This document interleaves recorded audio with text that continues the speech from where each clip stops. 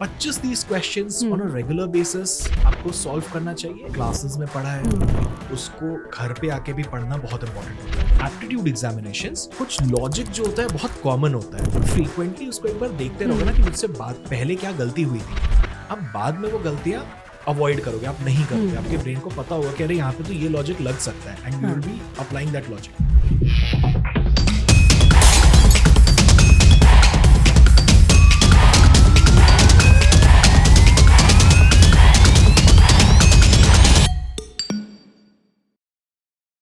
So, being a CLAT aspirant or any other law entrance aspirant, how should my day look like? यार इसके answers थोड़े very कर सकते हैं because let's say I am a dropper student, मेरा 12th complete हो चुका है, तो मेरा आंसर कुछ और होगा, मेरा दिन कुछ अलग तरीके से दिखेगा। If I am a 11th School grade going. Student, I am going to school, तो मेरा दिन थोड़ा अलग दिखेगा।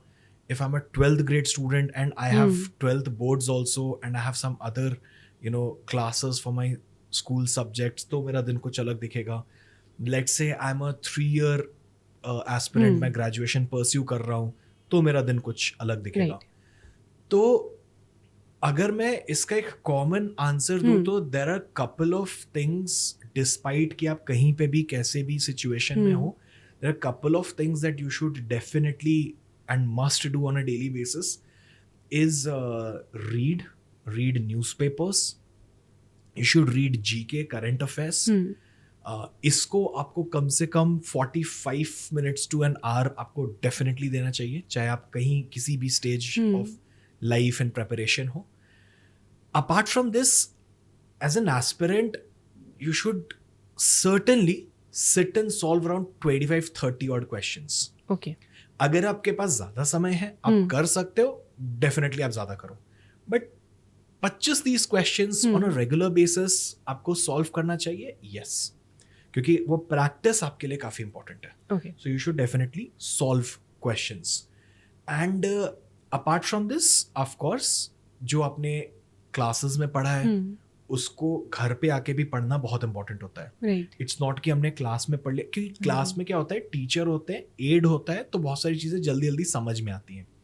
वही जब हम घर आके बैठते हैं पढ़ने के लिए, तो बहुत सारी चीजें उस समय तक शायद निकल चुकी होती है। तो coming back from your coaching and also sitting with the concepts that you have learned inside the classroom is important to be revised. तो आपको वो रिविजन के लिए थोड़ा सा टाइम देना पड़ेगा।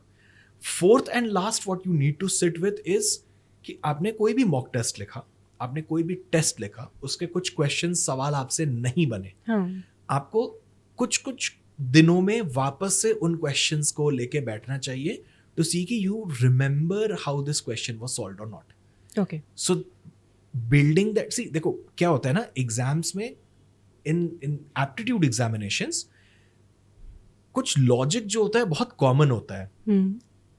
सवाल थोड़े से चेंज हो जाएंगे, नंबर्स चेंज हो जाएंगे, सिचुएशंस चेंज हो जाएगा, बट लॉजिक बहुत मोरलेस वैसा ही रहता है।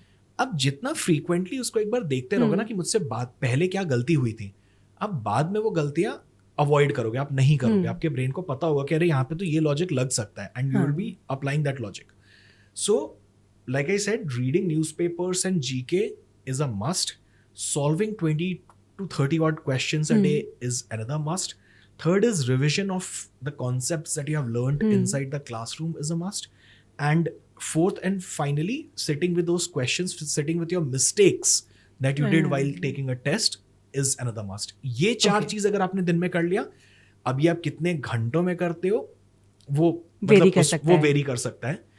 But these are 4 non-negotiables that every law aspirant should do. Okay.